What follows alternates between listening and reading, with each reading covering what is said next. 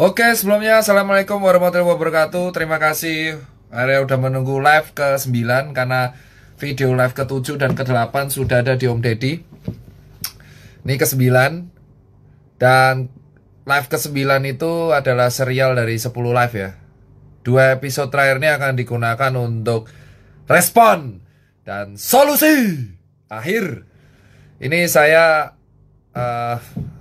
jujur capek banget ya, 3 hari terakhir nih, 4 hari nih man. Ini bener-bener riwa-riwi di lapangan buat gerakan yang razia perut lapar, menyiapkan donasi makanan, bantuin Parekraf untuk menyiapkan UMKM di daerah yang terdampak.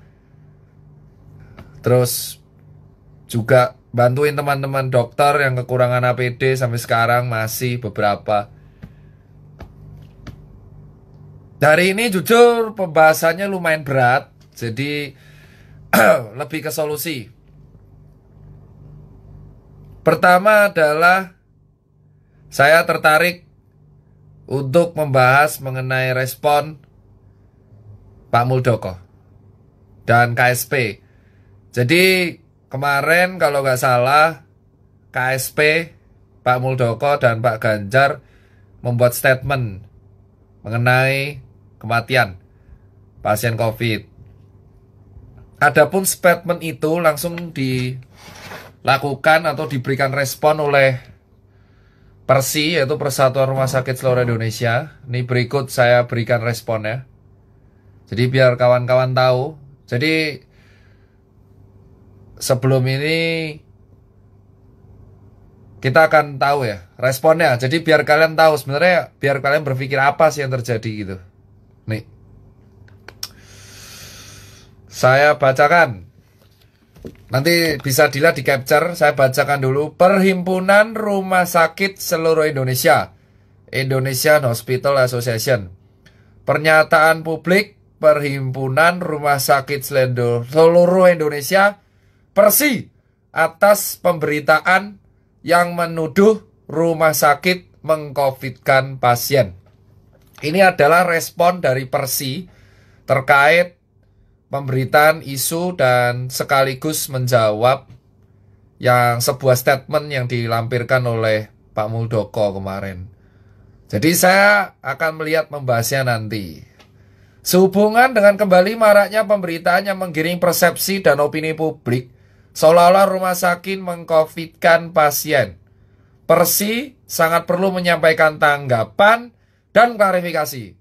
Saya kira klarifikasi untuk saya doang atau YouTuber, ternyata Persi juga buat. 1.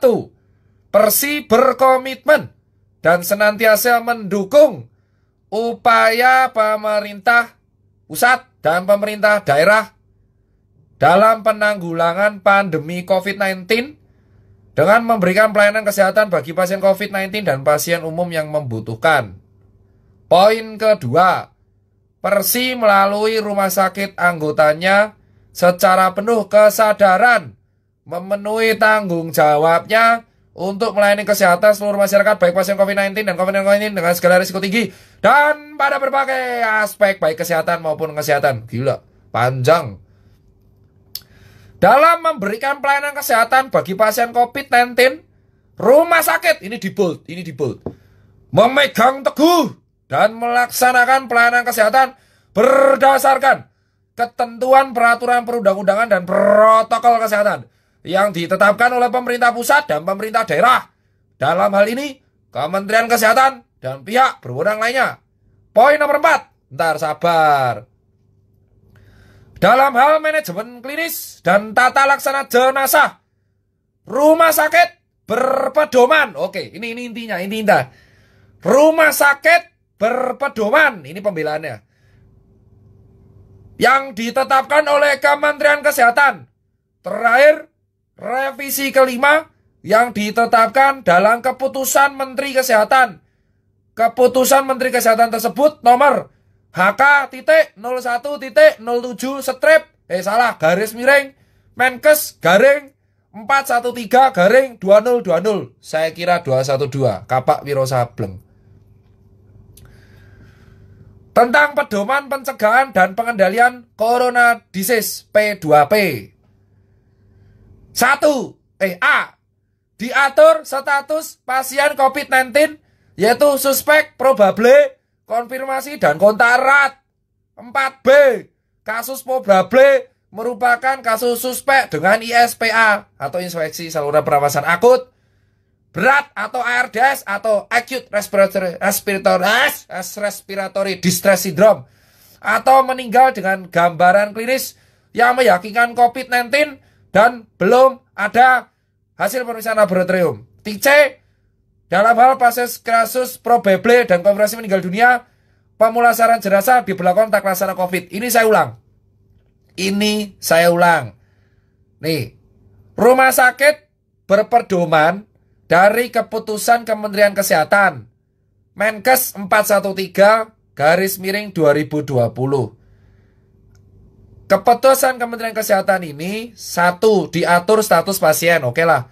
2. Kasus probable merupakan kasus suspek ISPA berat atau RDS, jadi ada gejala atau meninggal dengan gambaran klinis yang meyakinkan COVID tapi belum ada RT-PCR. Jadi swabnya belum dilakuin tapi gejalanya ada. Dalam hal ini, pasien kasus probable, jadi kasus probable dan konfirmasi meninggal dunia, semua pemulasaran jenazah diberlakukan tak laksana COVID. Jadi kalau dari suratnya Persi separuh ini, kayak, bos, aku itu menguburkan jenazah berdasarkan keputusan Menkes. Adapun keputusan Menkes itu bilang, kalau status pasien COVID kui ono suspek, probable, konfirmasi, dan kontak erat. Nah, kasus probable itu adalah kasus dengan gejala ISPA yang berat, dengan gambaran klinis ini yakin banget COVID, tapi belum ada swab, dan konfirmasi meninggal dunia. Kalau semua orang yang meninggal dunia, dalam artian gejala klinis yang mirip COVID, tapi belum swab, dalam keputusan Menkes ini harus dikuburkan sesuai tata laksana COVID. Jadi si Persi membela dirinya kayak gitu. Persi, kan kemarin ada statement mengcovidkan. Ini saya dua belah pihak nih ya. Jadi nanti habis ini kita bahas. Persi ini mengatakan bahwa ini surat nih, bahwa loh kami ini ngubur berdasarkan peraturan ketetapan keputusan Kementerian Kesehatan. Lah kami sudah ngubur berdasarkan keputusan menterimu, kok kami yang ditegur. Tuh. Nah, poin 5 ini paling penting juga. Dalam hal mengajukan klaim pembayaran. Dengerin ya. Dalam hal mengajukan klaim pembayaran atas pelayanan pasien COVID-19, rumah sakit senantiasa dan didasarkan memang harus mematuhi ketentuan keputusan menteri. Jadi kelihatan Persi ini melemparkan ke, loh kami ngikutin keputusan Menteri Kesehatan. Nomor HK 01.07 Menkes /446/2020 tentang petunjuk teknis klaim penggantian biaya pelayanan penyakit infeksi emerging tertentu bagi RS yang melanggarkan pokoknya pelayanan COVID-19 ditanggung. Ini cara klaimnya. Cara klaim ada 5A. Pengajuan klaim pasien COVID-19 harus dibuktikan dengan asesmen klinis, penilaian klinis, resume medis, RM atau rekam medik, pemeriksaan lab dan data dukung lainnya. B. Rumah sakit yang memberikan pelayanan tidak sesuai tata kelola pelayanan diatur, tidak akan diberikan penggantian biaya pelayanan COVID-19. 3. Metode pembayaran klaim pasien COVID-19, pelayanan yang diberikan dan maksimal lama perawatan ditentukan menggunakan tarif inasi biji. Ini tarifnya BPJS. Dan tarif per hari, ini sudah ditentukan inasi biji. Rumah sakit, poin D, mengajukan klaim pembayaran ditujukan kepada Kementerian Kesehatan dengan tembusan kepada Dinkes setempat dan diverifikasi oleh BPJS. Jika terjadi ketidaksesuaian atau disput, dilakukan penyelesaian oleh tim yang dibentuk oleh Menkes. E. Pembinaan dan pengawasan dalam pelaksanaan pengajuan dan pembayaran klaim ini dilakukan bersama-sama oleh Kemenkes, BNPB, BPPKP, Dinkes Provinsi, dan Dinas Kabupaten atau Kota. 6. Ini paling penting juga. Adapun pernyataan atau tanggapan yang tidak disertai fakta, terbukti atau tidak terbukti kebenarannya dalam membangun persepsi keliru atau menggiring opini seolah-olah RS melakukan perilaku yang tidak sesuai dengan ketentuan atau fraud. Persepsi keliru ini menghasilkan misinformasi yang merugikan pelayanan RS. Jika ini benar nih, ini poin pentingnya ya, ini tolong ya. Jika benar dan dapat dibuktikan secara sah, Persi sangat mendukung pemberian sanksi terhadap oknum petugas atau institusi RS yang melakukan kecurangan dengan mengcovidkan pasien. Jadi kalau dari sini sebenarnya adalah, nih saya lihatkan ya. Saya lihatkan. Nih. Jadi tolong di capture. Dilihat dulu baik-baik. Ya. Dilihat. Nih. Jadi Persi kan kemarin kan ada isu bahwa mengcovidkan. Terus kan Pak Muldoko melalui KSP dan Pak Ganjar bilang buat rumah sakit tolong dong apa-apa kalau mati jangan COVID. Nah, di sini Persi bilang, lah yang buat keputusan itu Kemenkes. Kemenkes tuh bilang, kalau di kasus probable, jadi kalau gejalanya berat mirip COVID, atau meninggal mirip COVID, tapi swabnya belum keluar, itu disuruh dikubur dalam sesuai dengan COVID. Nah, kalau tidak dikubur dengan sesuai ini, maka nggak bisa. Nah ini COVID-nya nggak gratis, pasien suruh bayar sendiri. Jadi ribet di sininya bos. Di satu sisi peraturan suruh yang probable, di satu sisi pasien ngiranya di COVID-kan. Nah, di sini kita lihat ya, ada plus minusnya. Oh sama satu lagi, ini statementnya Persi yang paling keren sih menurutku. Jadi Persi mengatakan kalau ada bukti. Jadi dia bilang kalau ada bukti, nih. Kalau ada bukti jika benar dan dapat dibuktikan secara sah, Persi sangat mendukung pemberian sanksi terhadap oknum petugas dan institusi rumah sakit yang melakukan kecurangan dengan mengcovidkan pasien. Nah, jadi sebenarnya rumah sakit juga pengen tahu. Jadi isunya gini, Bor. Kemarin kan dikatakan ya, ini saya menganalisa. Ini terjadi namanya miskomunikasi dan yang mengakibatkan mispersepsi pada publik. Jadi kesannya kayak gini. Pak Muldoko bilang kemarin viral. Weh, rumah sakit nek mati ojo apa-apa COVID. Ini kan, nah Persi bilang, lo ayo, kalau memang ada yang mengcovidkan, sebut no rumah sakitnya, datanya ngendi. Gak apa-apa, kalau memang ada yang terbukti, aku dukung sanksi ini. Tapi kalau melemparkan statement, yang memang gak jelas ini siapa, aku sing umat. Jadi, di sini pelajaran berharganya adalah, satu, kita, rakyat, boleh mengadukan ke Persi, kalau diduga ada oknum yang mengcovidkan. Paham? Jadi sebenarnya ya rumah sakit gak bela diri juga. Pak Muldoko juga melemparkan opini ya gak salah juga. Ini adalah pentingnya komunikasi publik. Jadi harusnya kalau kita menuduh, contoh, rumah sakit A mengcovidkan, itu harus jelas. Rumah sakitnya mana yang mengcovidkan, ada bukti rekaman atau buktinya enggak. Dan ternyata rumah sakit bilang, kalau Persi bilang, kalau ada oknum yang sengaja fraud, itu tadi lihat ya, nggak apa-apa, didukung sanksi. Jadi sebenarnya nggak membela juga. Kalau ada rumah sakit yang mengcovidkan, Persi mendukung. Paham? Jadi di sini kita lihat, gimana penanganan COVID mau sukses, kalau statementnya aja saling bantah di media sosial. Ya, ini ada lagi. Saya lihat ini broadcastan dari teman-teman kawan-kawan dokter. Saya lihat.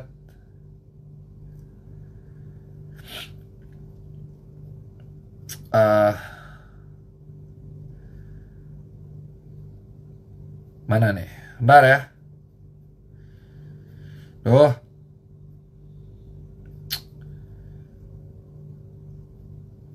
Ini adalah komen Dr. Tonang terkait statement Cak Muldoko. Share dari postingan Dr. Tonang Dwi Ardianto. Dimensi pernyataan Bapak Muldoko ini tidak hanya soal dunia, tapi sampai ke akhirat. Bermain-main dengan soal kematian itu sungguh luar biasa. Jika memang ada dari kami yang melanggar, sungguh kami sangat mendukung untuk segera ditindak. Tapi tahukah Bapak, harga yang termahal yang harus dibayar dengan pernyataan Bapak Muldoko adalah trust. Jadi di sini kita lihat ya, ini kayaknya selek nih. Kepercayaan terhadap pelayanan kesehatan. Setiap hari kita berjuang membangun trust. Dari Maret, runtuh sekejap dengan pernyataan tidak bijak. Pak, kami ini menguburkan dan mendiagnosa berdasarkan pedoman Kemenkes, Pak. Dengan dasar dari itu, semua pasien yang meninggal di RS kami, hanya 22% yang menjalani prosedur COVID, Pak. Artinya, kami tidak gegabah, Pak.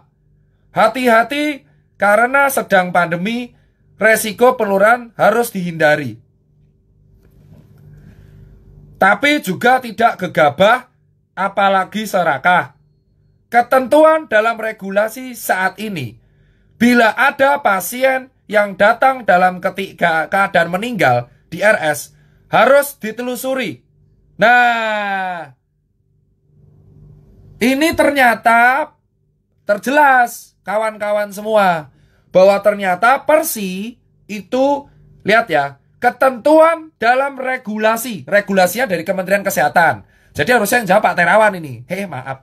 Ketentuan dalam regulasi sampai saat ini, bila ada pasien yang datang dalam keadaan meninggal di RS, harus ditelusuri. Jika ada bukti meninggalnya karena kecelakaan, maka dikeluarkan dari status kematian COVID. Ini serius, ini penting banget nih. Ini Persi nih. Tapi, bila tidak ada yang bisa membuktikan penyebab lain, ketentuan di Kemenkes mengatakan, sekali lagi, ketentuan di Kemenkes mengatakan, ambil swabnya, proses pemakaman secara COVID. Kalau nanti hasil PCR sudah jadi, laporkan ke Dinkes untuk ditetapkan. Lah kan lucu bro. Hakim piye plot twist bro. Jebol rumah sakit bergerak berdasarkan keputusan Menteri Kesehatan. Jadi mungkin Pak Muldoko diskusinya mending sama Pak Terawan. Karena dari sini Pak Tonang mengatakan, Dr. Tonang, ketentuan dalam regulasi, sekali lagi, bila ada pasien yang meninggal ke RS, dadakannya meninggal duluan, harus ditelusuri. Kalau meninggalnya kecelakaan, statusnya bukan COVID. Kalau tidak ada penyebab lain yang bisa membuktikan dia meninggalnya, harus diambil swabnya. Lalu pemakaman secara COVID. Pantas bro, semua orang meninggal yang nggak kebukti kecelakaan harus diswab. Ini presidennya RS pun ternyata pakai SOP. Bah, plot twist bro. That's it, plot twist. Bila ada bukti, sekali lagi saya ulang, nih terus habis itu hasil PCR diterapkan di sudah jadi, laporkan ke Dinkes. Pak Muldoko, ini surat dari Dr. Tonang ya, bukan saya. Jadi saya bacain nih, ini internal ini. Saya bacain, keren kan, internal saya dapat. Apakah semua pasien yang meninggal sebelum PCR itu positif? Ya enggak. Ada yang terbukti negatif, ada yang terbukti positif. Mengapa harus dianggap positif sehingga dimakamkan secara COVID? karena menghindari resiko. Diambil resiko terkecil dari sisi penularan. Pak Muldoko, tapi bila memang pemerintah menghendaki sebaliknya, ya monggo, karena kami pelaksana. Semua yang belum terbukti positif dianggap negatif, dimakamkan biasa. Rumah sakit akan tetap melakukan standar hati-hati DRS. Selebihnya kami serahkan ke keluarga. Apa adanya. Kami siap melaksanakan bila Bapak mengubah ketentuan regulasinya. Bro. Kalau mau pemerintah demikian, ya regulasinya dong yang diperbaiki. Lah regulasinya nggak diperbaiki, kok RS yang disalahkan, malah dianggap mencari untung. Lebih jauh lagi, Pak, proses pengajuan klaim itu yang COVID gratis kan ada proses verifikasinya. BPJS diberi tugas khusus. Bila ada yang lolos klaim dan datanya tidak benar, berarti ada yang harus dijernihkan juga dong dari verifikatornya. Jangan salah, proses verifikasi itu ketat. Saat ini 60% ajuan yang klaim yang lolos verifikasi. Kalau nggak lolos RS ya nggak nerima apa-apa. Singkatnya gini Pak Muldoko, gunakan pedoman Kemenkes. Tunjuk hidung, ambil tindakan terhadap melanggar. Kami dukung penuh. Tapi jangan gegabah membuat pernyataan. Karena sejatinya kami bergerak berdasarkan regulasi yang dibuat Kemenkes. Kasihan pada yang tetap tulus dan profesional. Sumber, Mangga, Dr. Tonang, 3 Oktober 2020, terkait info Pak Muldoko, rumah sakit jangan sebuah mengcovidkan. Berikut adalah capturean Pak Tonang.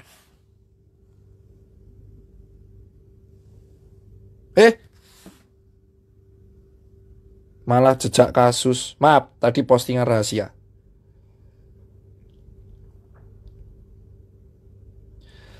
Jadi, terkait ini kita tahu ternyata di atas ora kompak.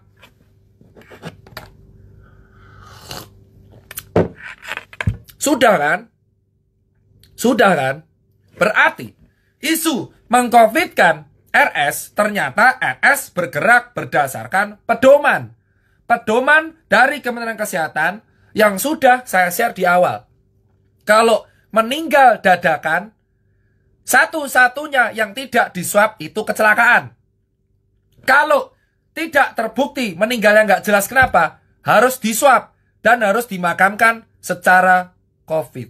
Itu regulasi. Persi bilang, kalau kamu emang jangan semua apa-apa dimakamkan COVID, ayo regulasinya diubah. Soalnya kalau regulasi nggak diubah, pasien gratis yang nalangi RS. Jadi ini semua ternyata terkait regulasi. Lucu bro. Iki lucu banget. Nah sumpah. Iki sing gawe regulasi adalah Menkes. Kemenkes. Regulasi nih, nek meninggal kabeh, jika tidak terbukti kecelakaan, tetap harus di PCR. Terus dimakamkan secara COVID. RS bergerak berdasarkan regulasi. Isu muncul, pasien tanya, bapakku meninggal, udah karena COVID kok mbok COVID kan? RS bilang, akhirnya regulasinya mbak. Timbul isu meng-COVID kan. Pak Muldoko dan KSP bilang, rumah sakit jangan meng-COVID kan. Rumah sakit membela, lah aku sing ngongkon nih Kemenkes kok. Loh kok aku sing mbok salahke? Oke, kalau memang ada yang meng-COVID kan, buktikan, tak dukung sanksine. Tapi kalau memang nggak bisa buktikan, ya jangan statement, karena regulasi mungkin sing gawe yo Kemenkes, RS pelaksana. Lucu bro. Jadi menurut saya mungkin harusnya Kemenkes yang klarifikasi sebaiknya. Karena ini kalau dilihat publik nggak etis. Lucu. Karena publik nggak tahu apa-apa. Saya sebagai relawan dokter dan orang awam, let's say kita masyarakat, mumet lemoco. Mumet, orang kompak. Gelut. Sumpah. Sing gawe regulasi sopo, sing negur sopo, sing komplain sopo. Yang buat regulasi kan jelas. Siapa? Persi tadi sudah bilang. Saya capture, nanti saya share di feed. Mengatakan, oke, nek memang semua jenazah COVID dianggap negatif, lah ya ayo aku rapopo. Keluarga tak serahke langsung. Tidak perlu pakai hasmat-hasmatan. Tapi regulasi ini ubahan. Ojo aku sing mbok salahke. Berikut kata Pak Dokter Tonang. Harusnya di sini yang klarifikasi adalah Kementerian Kesehatan. Bukan Persi, bukan ID. Lah karena yang buat regulasi adalah mereka. Sekarang masyarakat harus tahu. Kita mumet. Ora kompak. Kalau memang RS mengcovidkan, mereka siap disanksi. Tadi sudah baca. Siap disanksi. Tapi kalau nggak bisa dibuktikan dan pengen sistemnya diubah, ubahlah regulasi. Seharusnya Pak Muldoko mengkritik Kemenkes karena regulasinya di Kemenkes semua. Kalau rumah sakit membuat tindakan di luar regulasi, maka rumah sakit yang akan kena sanksi. Jadi ini pusing. Siapa yang benar, siapa yang salah, rakyat nggak tahu. Gimana kita mau menang melawan COVID kalau misalkan antar instansi nggak ngerti regulasi? Jadi, saran saya buat yang terhormat para pemerintah, mungkin kalau bisa Kemenkes diberikan waktu vlog podcast di Deddy Corbuzier untuk klarifikasi. 5, 4, 3, 2, 1, close the door. Rakyat bertanya, Kemenkes menjawab. Jangan didiamin. Mumet. Ngerti mumet? Pusing. Karena kita nggak tahu mana yang benar, mana yang salah. Ini pusing. Kita kemarin sudah nyalain RS. RS-nya bilang, nah ini regulasi. Nah sekarang ternyata Kemenkes lagi. Saran saya, Kemenkes masuk aja vlognya Deddy Corbuzier untuk klarifikasi. Ini nendak mumet. Sampai KSP aja statement gitu pada regulasi dari Kemenkes. Mumet. Tahu pusing. Dokternya aja pusing, apalagi rakyatnya. Mumet. Kalau Pak Kemenkes tidak mau ke mata Najwa, gak apa-apa. Saran saya ke Deddy Corbuzier. Om Deddy ini netral. Mending Pak Terawan dan teman-temannya di Kemenkes, saran saya, tolong datang ke Deddy Corbuzier mengenai isu mengcovidkan pasien. Nera mumet. Pusing saya. Kenapa saya pusing? Lah ini berantem sendiri.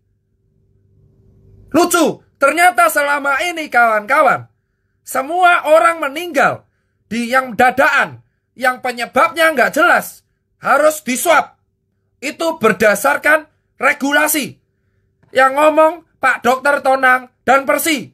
Lah mereka ada bukti bro. Jebol regulasi bro. Regulasi nih Kemenkes. Nanti saya share. Ini adalah epic comeback. Liverpool, epic comeback. Saya sarankan sekali lagi untuk Kemenkes harap membuat video klarifikasi terkait isu-isu di publik. Jangan didiamkan. Karena ini soal akhirat. Membohongi kematian, hukumnya akhirat bro. Neraka. Ngerti bro? Jadi, ternyata teman-teman, ini adalah epic comeback. Jebol rumah sakit memakamkan berdasarkan regulasi. Bosku, retet ke regulasi. Padahal regulasinya dibuat oleh Kemenkes. Jadi Kemenkes sepatutnya dan seharusnya menjawab tuduhan mengcovidkan. Karena regulasi ini sing gawe yo wong-wongane. Di sini rumah sakit sekali lagi siap untuk memakamkan secara normal jika regulasinya dirubah. Oke, kita sebagai dokter, nakes, dan relawan teman-teman sekalian di lapangan, kita angkat hormat. Berarti Persi siap mendukung kalau ada rumah sakit yang mengcovidkan. Dan kedua, siap memakamkan dengan cara normal. Asalkan regulasinya dirubah.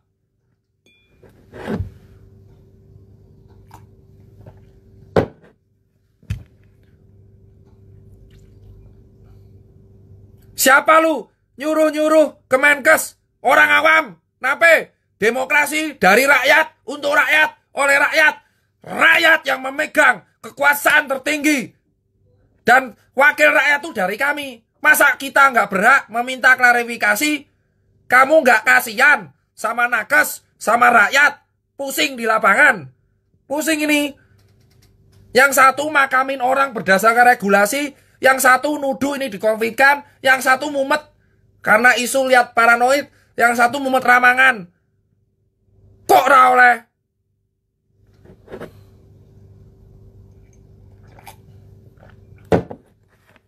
Isu pertama selesai. Ini pesan saya dapat internal dari Persi dan Dr. Tonang. Isu kedua, tempat hiburan. Isu ini merupakan jawaban untuk teman-teman pemilik tempat hiburan dan kafe. Sebelumnya, mari kita dengarkan musik-musiknya yang terbaru dari Anji. Bandnya namanya Sukamaju. Judulnya dibungkam. Lucu ya. Sukamaju. Takkan padam.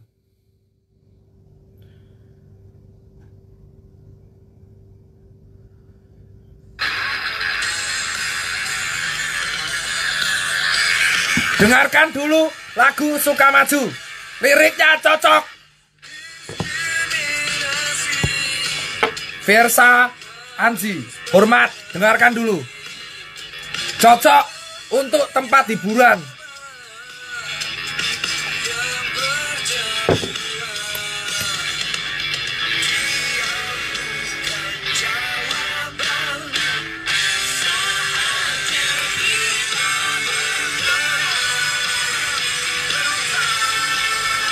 Biar semangat.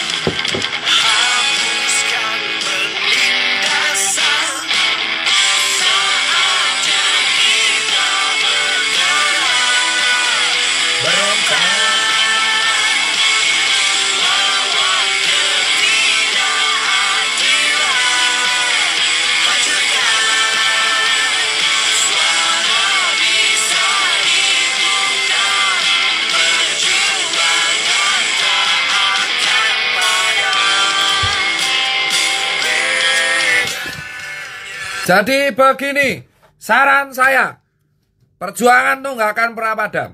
Selama kita bernarasi mempunyai bukti, kita nggak boleh takut. Paham? Saya nggak buat kegaduhan. Saya cuma menyampaikan aspirasi orang bawah. Karena saya sudah nating tulus di dunia ini, bos. Buat harap dibungkus, dibungkam, dibuang, ra urusan. Gak urusan. Yang penting bersuara dulu. Nomor 2. untuk tempat hiburan. Pertama, mas-mas yang punya tempat hiburan, kami tahu Anda butuh makan. Jadi gini mas, yang nyuruh razia itu bukan saya, tapi emang regulasi. Paham mas? Nah, yang dirazia awal mula itu warteg dan PKL. Nah, warteg PKL ini razianya keras mas, galak. Kursinya dibungkus, dibuang, digergaji, dibentak. Maka PKL dan warteg berteriak, "Lah kok aku tok sing dirazia? Aku tuh buka cuman 4 jam. Ramene yo ra sepiro. Kok aku tok? Kok cuman saya saja?" Maka bergeraklah ke tempat hiburan. Jadi kalau kalian mau marah, Anda berani nggak nyalain orang lapangan atau pekerja PKL atau warteg? Rawani itu. Nah, makanya saya kasih solusi nih. Tempat hiburan itu kan butuh makan. Maka solusinya, kalian boleh buka asal pemiliknya menerapkan tips-tips berikut ini. Tips ini silakan direkam dan ditiru. Untuk tempat hiburan, kafe, restoran, lounge, klub, diskotek, dangdutan. Arpu, pokoknya tipsnya kayak gini. Yang pertama, kalian buat survei barcode mirip e-hack. Apa itu e-hack? Download toh. Terus kalian buat dalam format Google Doc atau Google Sheet. Terus dibentuk barcode, ditempel di pintu masuk. Semua customer yang mau masuk tempat hiburan wajib scan barcode tersebut. Ngisi survei, bos, saya sanggup 8.500 orang. Kalau kalian pengen tahu barcode-nya kayak apa, bisa email saya bagi gratis. Pak mas, mbak yang punya tempat hiburan di Jabodetabek dan sekitarnya dan Bandung, Bekasi yang marah-marah kemarin. Barcode ini ditempel di pintu masuk, isinya survei. Jadi kalian nanti menyetorkan data ke Dinas Kesehatan. Data ini emas, bro. Jadi data ini berisi seperti e-hack. Dari mana? Sehat gak? Nah, data ini disebut survei. Dan data mentah ini bisa digunakan untuk penelitian kualitatif. Jadi bermanfaat mas. Barcode-nya dibuat. Halo Kak Devina Ciputri, yang didenda nanti DM saya aja. Pengen tahu saya. Nah, kedua, tolong siapkan 2 petugas security di depan untuk termogan. Termogannya termogan yang medis, jangan termogan logam, bro. Setelah itu, tolong nomor 3, buat flyer. Buat flyer atau X-banner kuota awal 500 piece misal. Kuota selama pandemi 250 piece. Pamas. Jadi kalian owner kalau mau ngatur jaga jarak kan angel. Yang ngaturnya lewat kuota mas. Jangan mau enak sendiri. Kalau kalian mau masukin kuota blong-blongan, itu PKL, pasar, sama warteg ngamuk mas. Karena kita juga digusur dan dirazia. Sama-sama enak mas. Kuotanya tolong dimaksimalkan. Ya, jadi misal awalnya 500, sekarang jadi 250. Ditulis gede mas di depan. Jadi ingat, nomor 1, barcode survei mirip e-hack. 2, termogan. Ketiga, adalah kuota maksimal separuh dari total mas. Jangan kita datang terus. Itu contoh yang kemarin viral-viral. Yang broker kopi. Gara-gara video TikTok. Itu wali kota Bekasi jadi jam malam. Yang salah bukan Satgasnya mas, tapi video TikToknya. Paham mas? Jadi kemarin video TikTok itu viral mas sampai Satgas pusat. Jadinya Pak Walcott malah buat jam malam gorong-gorong video TikTokmu, Mas. Lah saya ngerekam kan pengunjungmu. Nah itulah akibatnya. Nah ini contoh termogan medis. Iki murah. Ya, jangan pakai termogan logam. Ini termogan medis yang ngatur security depan. Suhu normal itu 36,5 sampai 37,5.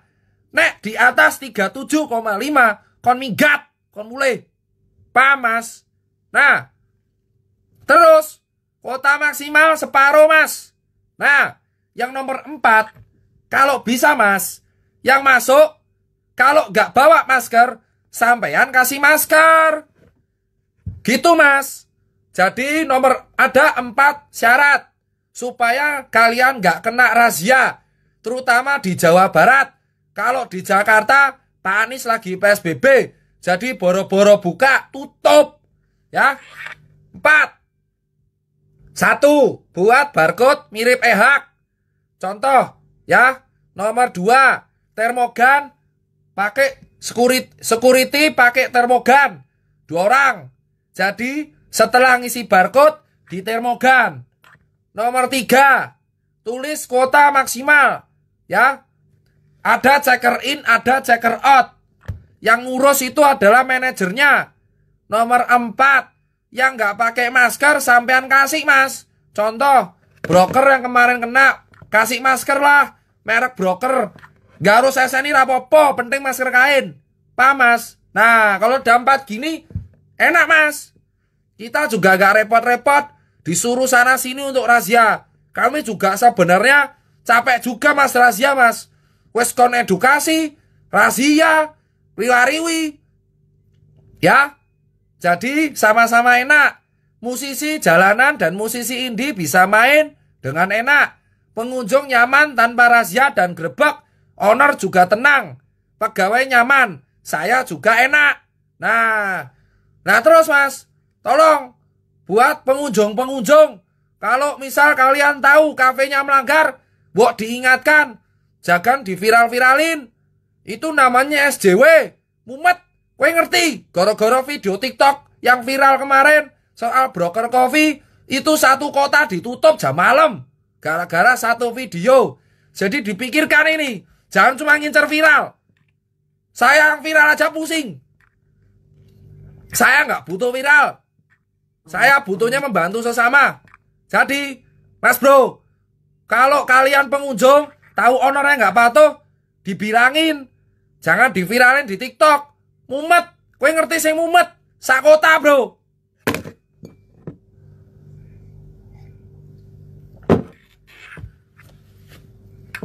Tahu gak? Gara-gara video TikTok 1 biji viral yang dinanggung 1 kota. Itu yang viralin 1 TikTok tuh mau saya cari tuh lama-lama. Saya cuman bilang, kamu itu ketika di tempat sudah tahu melanggar, kok ownernya nggak dibilangin, malah viralin. Kalau sudah tahu salah, itu ditegur, jangan diviral-viralin. Kamu nggak mau dapat apa, 1 kota yang nanggung. Tahu gak? Poin nomor 3. Soal Liga 1 dan Liga 2. Jadi gini, Mas. Liga 1 dan Liga 2 awal mula itu sudah mendapatkan rekomendasi dari BNPB. Saya kasih beritanya.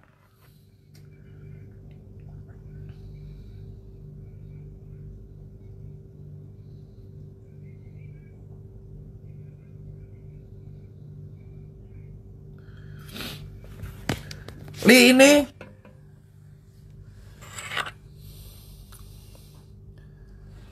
berikut berita dari bola.com. Saya cek. Jadi kalian tahu, ya. Kalian tahu. Nih. Shopee Liga 1 2020 mendapatkan rekomendasi BNPB.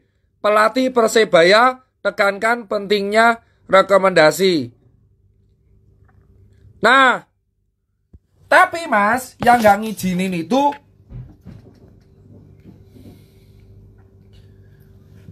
polisi. Paham?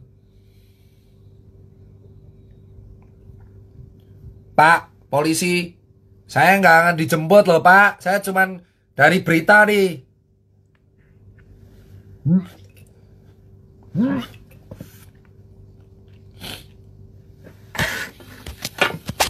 Nih, baca sendiri. PSSI dapatkan rekomendasi BNPB, tinggal izin dari kepolisian. Polisi ini rang izin ke. Karena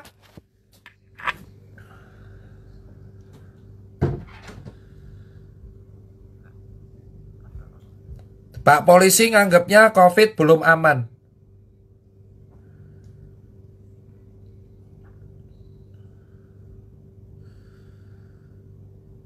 Katanya karena ini. Jadi kemarin Pak polisi mengajukan alasan salah satunya pemain Persebaya positif. Saya sudah cek jurnal-jurnal yang mengatakan di CDC sejatinya kalau Liga Sepak Bola mau dijalankan, jurnal CDC ini mengatakan boleh-boleh saja asal dilaksanakan di satu tempat dan di swab rutin. Pemain dan pelatih sebenarnya nggak keberatan. Jadi silakan kawan-kawan tanyakan ke Pak polisi, kok nggak dikasih izin? Jangan tanya ke saya. Yang soal tadi isu di COVID kan, yang jawab Kemenkes. Ya, Persis sudah bilang, rumah sakit sudah bilang, regulasi pemakaman itu dari regulasi Kemenkes. Nomor 2, untuk tempat hiburan saya sudah kasih tipsnya. Monggo kalau mau buka atau warteg diikutin. Kalau masih bingung, silakan email, pencet email Tirta Cipeng Bisnis. Saya free kan, kalian mau tanya apapun saya jawab. Itu tempat hiburan dan restoran yang mau buka sesuai protokol. Nomor 3, soal Liga 1, BNPB sudah ngasih yang nggak ngizinin Pak polisi. Jadi kalau kamu mau tanya, silakan tanyain ke Kadif Humas Polri, kenapa kok nggak dikasih izin? Bukan tanya ke saya. Mungkin mereka ada pertimbangan. Sudah jelas toh Mas? Sekarang saya ngeteh dulu.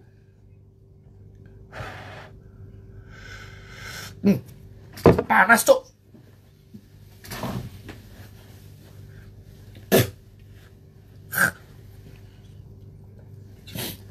Nomor berikutnya, saya sarankan buat kawan-kawan pejabat yang lagi nyalon mau pilkada. Saya bukan politisi, saya nyapres. Kalau menang pun itu nggak mungkin.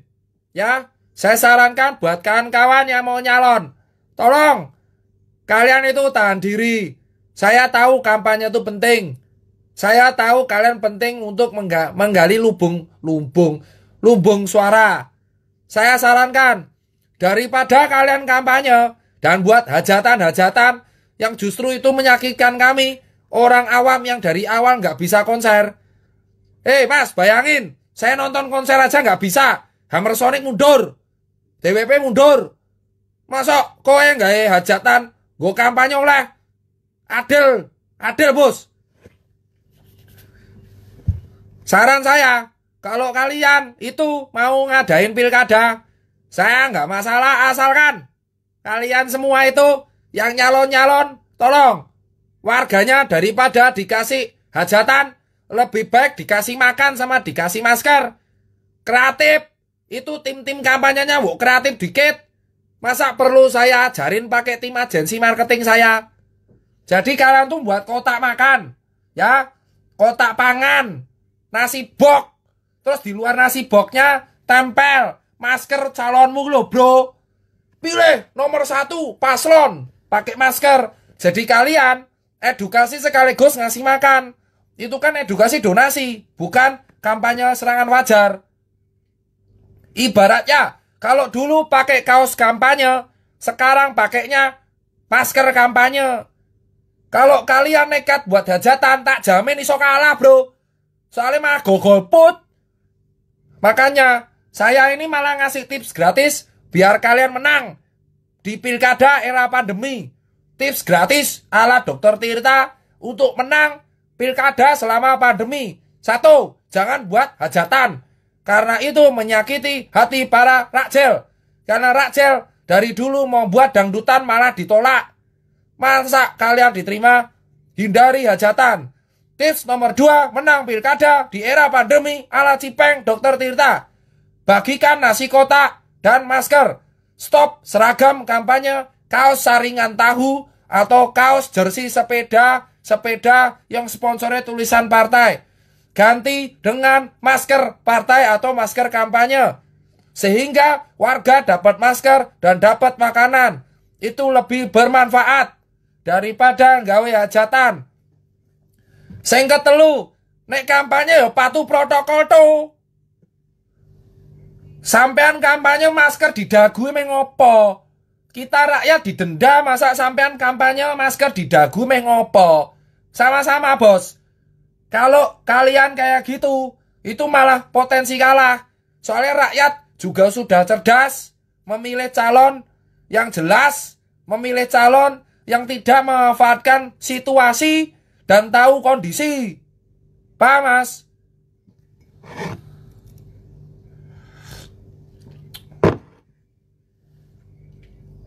Silakan. Pilkada kan kalau nggak salah tetap dilanjut. Saya orang rakjel ya udah. Nek me lanjut, penting tolong jangan buat hajatan. Mumet. Ngerti ora mumet? Makalah we. Tak kayak tip. Mending bagi masker, tulis paslon lu bro. Bagi masker itu lebih keren. So menang we nek bagi masker.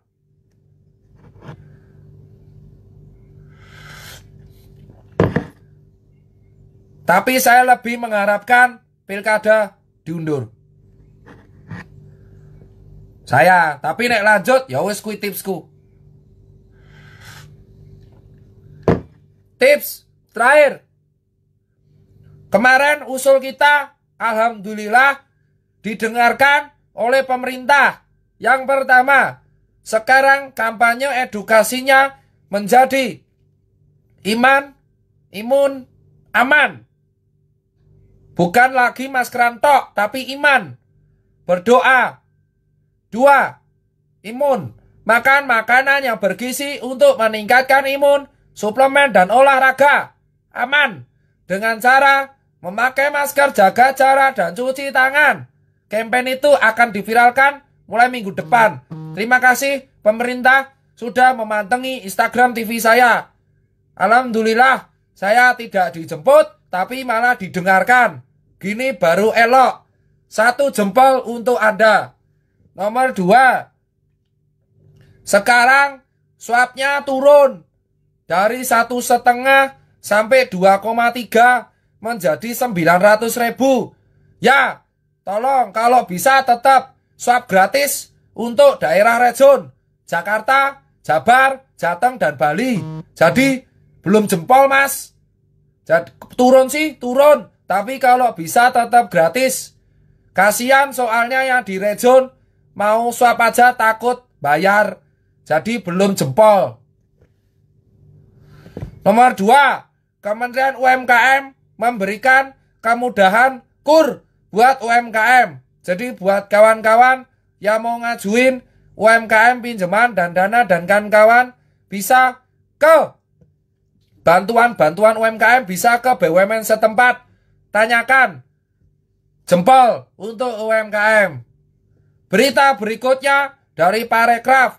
Saya mendapatkan info valid dari A1 tingkat Circle 1 bahwa ternyata Parekraf mengklarifikasi tidak pernah menggunakan influencer pariwisata selama pandemi.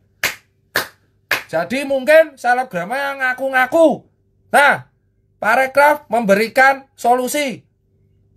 Ada sertifikasi untuk UMKM di wilayah pariwisata gratis. Jadi nanti restoran-restoran yang patuh protokol akan mendapatkan insya Allah reward dan tulisan kayak bintang Michelin di papan depannya.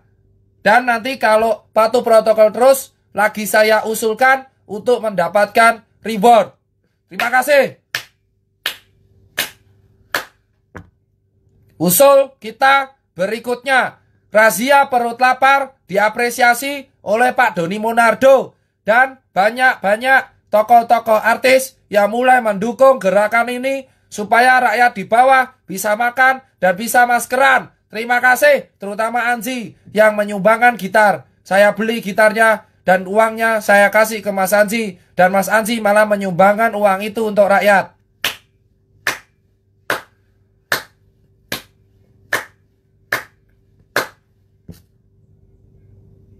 Usul berikutnya, akan ada pameran UMKM di Bali dan Tangerang. Tangerang di Peruri, didukung oleh Peruri. Ya, Peruri Properti. Di Bali insya Allah pameran UMKM lagi saya perjuangkan di Parekraf agar di ACC untuk meningkatkan ekonomi Bali. Terima kasih.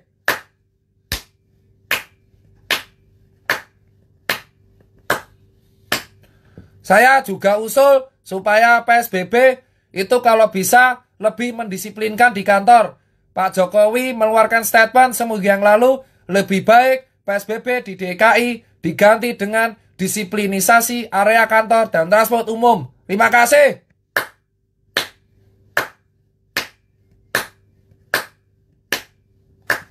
Hal ini belum puas, kita harus terus mengontrol dan mengawasi.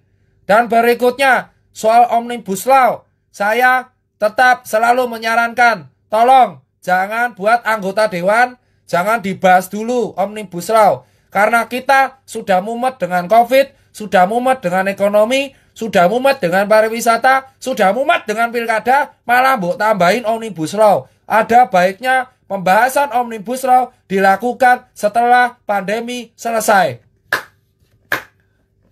Berikut live ke-9 saya sudah selesai. Jangan pernah menyerah. Sekali lagi, tolong PSBB Jakarta mending diganti saja.